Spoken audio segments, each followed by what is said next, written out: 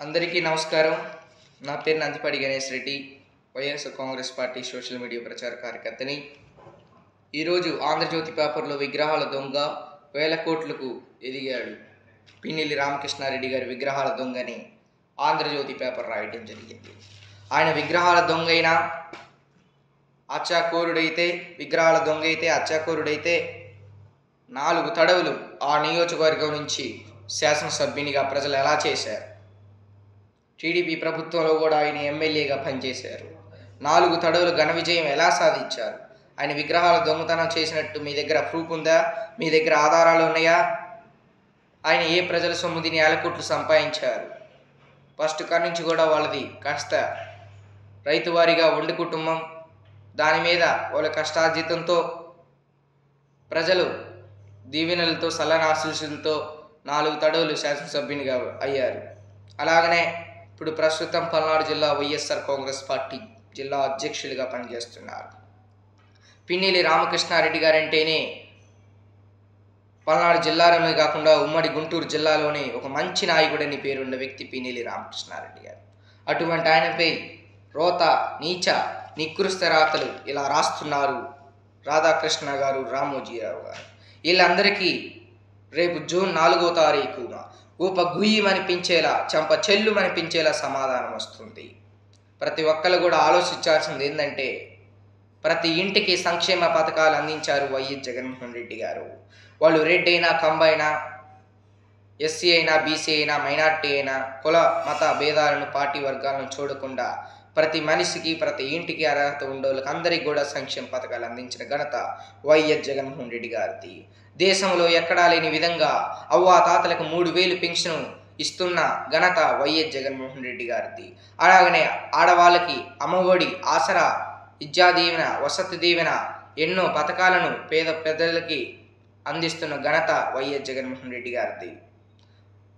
80% రాష్ట్రంలో ఓటింగ్ పోలైంది. ఆడవాళ్ళకి free bus అనే పథకం పెట్టాము కాబట్టి మాకే ఓట్లేశారని టీడీపీలు నైట్ పూట కలలు కంటున్నారు. ఆ కళలు మీరు కానొద్దు, ఈ కళలుగానే ఉంచుకోండి. ఎందుకంటే ఆడవాళ్ళకి సంస్థానం ఇచ్చిన ఘనత వైఎస్ జగన్మోహన్ రెడ్డి గారిది. దిశా చట్టం పెట్టి ఆడవాళ్ళని రక్షించి ప్రతి సచివాలయంలో మహిళా పోలీస్ పెట్టి మహిళలకి ఆపద కలిగించకుండా చూస్తున్న ఘనత వైఎస్ జగన్మోహన్ రెడ్డి గారిది. అమ్మ ఒడి కాడి నుంచి ఆసరా వరకు కూడా అన్ని పథకాలను కూడా అక్క చెల్లెమ్మలకి వరించేలా చేసిన ఘనత వైఎస్ జగన్మోహన్ రెడ్డి గారిది. పేదలందరికీ ఇళ్ల పట్టాలు కూడా ఆడవాళ్ళ పేరు మీద ఇచ్చిన ఘనత వైఎస్ జగన్మోహన్ రెడ్డి గారిది. ఆడవాళ్ళను ఈ రాష్ట్రంలో సముచిత స్థానంలో ఎవరన్నా ఉంచారంటే అది ఒక వైఎస్ జగన్మోహన్ రెడ్డి గారని చెప్పి ఈ సందర్భంగా మనవి చేస్తున్నాను. ఎందుకంటే ప్రతి ఒక్కళ్ళకి కూడా సంక్షేమం, అభివృద్ధి ఎక్కడ అంటున్నారు. ఎన్నో ప్రాజెక్టులు నిర్మిస్తున్నారు వైఎస్ జగన్మోహన్ రెడ్డి గారు. అది అభివృద్ధి కాదా? ఎన్నో కంపెనీలను మన రాష్ట్రానికి తెచ్చారు వైఎస్ జగన్మోహన్ రెడ్డి గారు. అది అభివృద్ధి కాదా? నాడు నేడు బడులతో, నాడు నేడు పథకంతో బడులు రూపురేఖలు మార్చారు. అది అభివృద్ధి కాదా? ప్రతి గ్రామానికి సచివాలయాలు, రైతు భరోసా కేంద్రాలు, విలేజ్ కెమికల్స్ ఇవన్నీ పెట్టాడు. అది అభివృద్ధి కాదా? నేను అడుగుతూ ఉన్న తెలుగుదేశం పార్టీ వాళ్ళని, ఏం చేస్తారని మీకు ఓటేస్తారు ప్రజలు? మీరు ఊహగానాలు 1 లక్షకి 2 లక్షలు పెడతాం, 2 లక్షలకి 3 లక్షలు పెడతామని పెట్టులకు రావటమే కానీ మీరు మేము ఇచ్చేసాం కాబట్టి మాకు ప్రజలు ఇందుకు ఓట్లేస్తారని చెప్పుకోవడానికి ఒక్కటంటే ఒక పని మీరు చేశారా? 2014 నుంచి 19 వరకు కూడా అధికారంలో ఉన్న చంద్రబాబు నాయుడు గారు పేద ప్రజలకు డైరెక్టర్గా, నాన్ డిప్యూటీ ద్వారాగా ఒక్క పథకమైన ప్రజలకు చేర్చారా?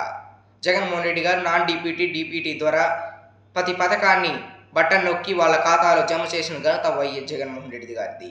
బటన్ నొక్కటం అంటే ప్రభుత్వ పాలన తెలిసినట్టేనా? బటన్ నొక్కటం ఎవరైనా నొక్కుతారు, ముసలోళ్ళు కూడా అని తెలుగుదేశం పార్టీ వాళ్ళు ఎగతాళిగా మాట్లాడుతున్నారు. ఆ బటన్లో పేదవాళ్ళ జీవితాలు మార్చారు జగన్మోహన్ రెడ్డి గారు.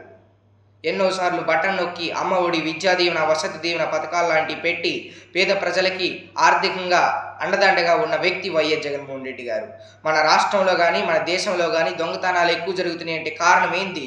పేద ప్రజలను ఆదుకునే వాళ్ళు లేరు. ఎన్నో ప్రభుత్వాలు వస్తున్నాయి, పోతున్నాయి, కానీ వాళ్ళ అవసరాలను తెలుసుకునే వాళ్ళు లేరు.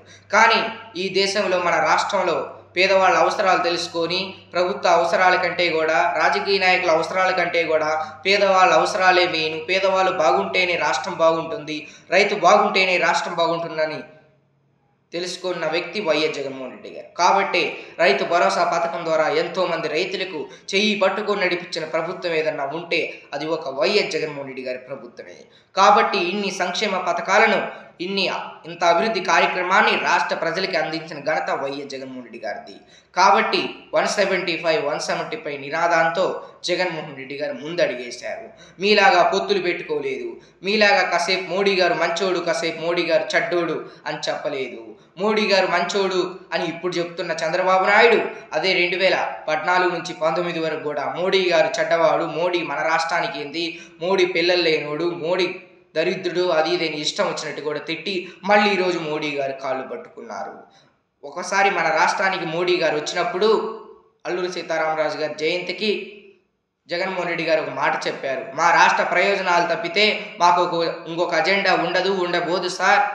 రైల్వే జోన్స్ కానించి అనేక కార్యక్రమాలను మీరు వాటి అన్నిటికీ కూడా నిధులు మంజూరు చేసి మా రాష్ట్రాన్ని ఆదుకోవాల్సిందిగా కూర్చున్నాం సార్ అని చెప్పాడు తప్పితే నీలాగా మోడీ గారు గొప్పవాడు అది ఇది అని డబ్బా కొట్టలేదు జగన్మోహన్ రెడ్డి గారు.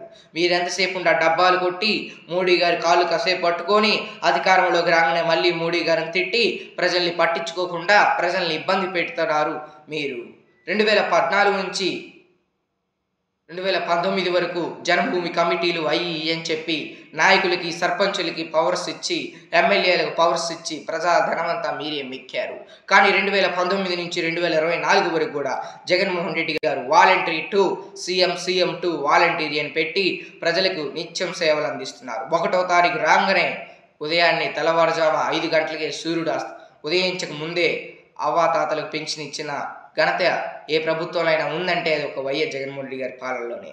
కాబట్టి ఎలక్షన్ కమిషన్ ఎన్ని ఎత్తులు సిత్తులు చేసినా జగన్మోహన్ రెడ్డి గారిని ఓడియాలని చంద్రబాబు నాయుడు గారి దగ్గర ఎంత డబ్బులు మెక్కినా, ఆయన ఇందులు వినోదాల్లో ఎలక్షన్ కమిషనర్ ముఖేష్ కుమార్ మీనా గారు చేసినా, ఎలక్షన్ రోజు భద్రత కట్టుదిట్టం చేయకుండా తూతూ మంత్రంగా చేసినా, రేపు లెక్కింపు రోజు ఖచ్చితంగా వైఎస్ఆర్ కాంగ్రెస్ పార్టీ ఘన విజయం సాధిస్తుంది. కాబట్టి మన పార్టీ నాయకులు కానీ, పేద అక్కా చెల్లెమ్మలు కానీ, అవ్వాతాతలు కానీ, ఈ రాష్ట్రంలో ఉన్న ప్రజలందరూ కూడా గమనించాల్సింది ఒకటే, రాబోయేది మన ప్రజా ప్రభుత్వమే. ఈ పెత్తందారుల ప్రభుత్వం రాదు. ఎందుకంటే మీ అమూల్యమైన ఓటును ఫ్యాను గుర్తుపై వేశారు కనుక. కాబట్టి రేపు జూన్ 4వ తారీఖున వైఎస్ఆర్ కాంగ్రెస్ పార్టీ ఘన విజయం సాధిస్తుందని కూడా ఈ సందర్భంగా మనవి చేస్తున్నాను. అలాగనే కొన్ని చౌదరీస్ నియోజకవర్గాల్లో కూడా సంక్షేమ పథకాలు అందించారు. అలాగనే చౌదరీస్కి కూడా సంక్షేమ పథకాలు అందించారు. కులం చూడలేదు, మతం చూడలేదు, పార్టీ చూడలేదు. తెలుగుదేశం పార్టీ మాజీ సర్పంచులకు కూడా సంక్షేమ పథకాలు అందించారు ఘనత వైఎస్ జగన్మోహన్ రెడ్డి గారిది. అతను ఏ కులం, ఏ మతం, ఏ పార్టీ అని చూడకుండా అర్హత ఉంటే చాలు పథకాలు ఇచ్చేసేయండి అని చెప్పిన ఘనత వైఎస్ జగన్మోహన్ రెడ్డి గారిది. ఎమ్మెల్యే కానీ, ఎంపీ కానీ పవర్స్ ఇవ్వకుండా డైరెక్ట్గా వాళ్ళ అకౌంట్లో బటన్ నొక్కిన ఘనత వైఎస్ జగన్మోహన్ రెడ్డి గారిది. నాడు నేడు పథకం ద్వారాగా బళ్ళను తీర్చిరుద్దుని ఘనత వైఎస్ జగన్మోహన్ రెడ్డి గారిది. కాబట్టి పిల్లలు ఓట్లు లేవు, వాళ్ళతో మనకు అవసరం లేదు అనుకున్న చంద్రబాబు నాయుడికి బుద్ధి చెప్పాలని ఉద్దేశంతో జగన్మోహన్ రెడ్డి గారు విద్యా కానుక, విద్యా దీవెన, వసతి దీవెన కింద ఎంతోమంది కూడా ఆర్థిక సహాయ సహకారాలు అందించిన ఘనత వైఎస్ జగన్మోహన్ రెడ్డి గారిది. విద్యా కానుక ద్వారాగా బట్టలు, బూట్లు, షూలు, పుస్తకాలు ఇవన్నీ కూడా ఫ్రీగా పిల్లలకి ఇచ్చిన ఘనత వైఎస్ జగన్మోహన్ రెడ్డి గారిది. వాళ్ళకి జగనన్న గోరుముద్ద పథకం ద్వారాగా మంచి నాణ్యతమైన ఫుడ్ అందించిన ఘనత వైఎస్ జగన్మోహన్ రెడ్డి గారిది. అంగన్వాడీ కేంద్రాల్లో కూడా అంగన్వాడీలు, ఆయాలు, అలాగనే కొంతమంది టీచర్స్ వాళ్ళు ఏమైనా పిల్లలకి సరిగ్గా పోషణ పెడుతున్నారా లేదా అని ఫుడ్ ఇన్స్పెక్టర్ను పెట్టి జాగ్రత్తగా అవన్నీ చూసి, ఏదైతే అంగన్వాడీ బలుల్లో కూడా జగనన్న పెట్టిన ఎన్నో కార్యక్రమాలు చేస్తున్నారా లేదని దాన్ని పర్యవేక్షించి గర్భిణీ స్త్రీలకు కూడా జగనన్న పోషకాహారం పథకం ద్వారాగా దాదాపు 1000 రూపాయలు అయ్యే సరుకులను గర్భిణీ స్త్రీలకు నెలలా అందించిన ఘనత వైఎస్ జగన్మోహన్ రెడ్డి గారిది. చిన్నపిల్లల కానించి డిగ్రీ ఇంటర్మీడియట్ చదివే పిల్లల వరకు కూడా జగనన్న విద్యా కానుక, వసతి దీవెన, అమ్మఒడి పథకాలతో పిల్లలకు మంచి విద్యను అందించిన ఘనత వైఎస్ జగన్మోహన్ రెడ్డి గారిది. చంద్రబాబు నాయుడు గారు నేను వస్తే మంచి మద్యం ఇస్తాను, నాణ్యమైన మద్యం ఇస్తానని ప్రతి మీటింగ్లో చెప్పాడు. జగన్మోహన్ రెడ్డి గారు నేను వస్తే పేదలందరికీ సంక్షేమం ఇస్తాను, రాష్ట్రాన్ని అభివృద్ధి పదంలో నడిపించుకుపోతాను, పిల్లలందరికీ నేను ఉచితంగా విద్యనిస్తానని చెప్పిన ఘనత వైఎస్ జగన్మోహన్ రెడ్డి గారిది. కాబట్టి మనం ఎవ్వరం కూడా రాష్ట్ర ప్రజలను అధైర్యపడవద్దు. వీళ్ళు ఎన్ని కుతంత్రాలు కుట్రలు చేసినప్పటికి కూడా రాబోయేది మన ప్రభుత్వమే. వీళ్ళు పిన్నెల్లి రామకృష్ణారెడ్డి గారు లాంటి ఉత్తముల మీద ఎన్ని తప్పుడు రాతలు రాసినా కూడా ప్రజలు నమ్మరు. కాబట్టి రాబోయేది మన జగనన్న ప్రభుత్వమే. కాబట్టి ఎవ్వరు కూడా భయపడాల్సిన అవసరం లేదు. చంద్రబాబు నాయుడు గారు ఎన్ని కుయుక్తులు ఏం చేసినా కానీ మనకేమీ కాదు. ఆయన విదేశాలు టూరిజం చేసుకొని వచ్చి శంషాబాద్ ఎయిర్పోర్ట్లో ఘనస్వాగతం పలికారంట తెలుగుదేశం పార్టీ నాయకులు, కార్యకర్తలు. ఆయన ఏం సాధించాడని, ఆయన విదేశాల నుంచి ఏమన్నా మన రాష్ట్రానికి ఏమన్నా పరిశ్రమలు తెచ్చాడా, లేకపోతే మన రాష్ట్రానికి ఏదన్నా విదేశాల నుంచి మన రాష్ట్రాన్ని డొనేషన్ ఇప్పించాడా? ఏమీ చేయలేదు. ఊరికి ఆ రాష్ట్రాల్లో తిరిగి ఆయన ఏదైతే సీట్లు అమ్ముకున్నాడో, ఎమ్మెల్యే సీట్లు, ఎంపీ సీట్లకు ఏదైతే సీట్లు అమ్ముకోవడం జరిగిందో ఆ డబ్బులన్నీ కూడా అక్కడ దాచిపెట్టుకున్నాడు.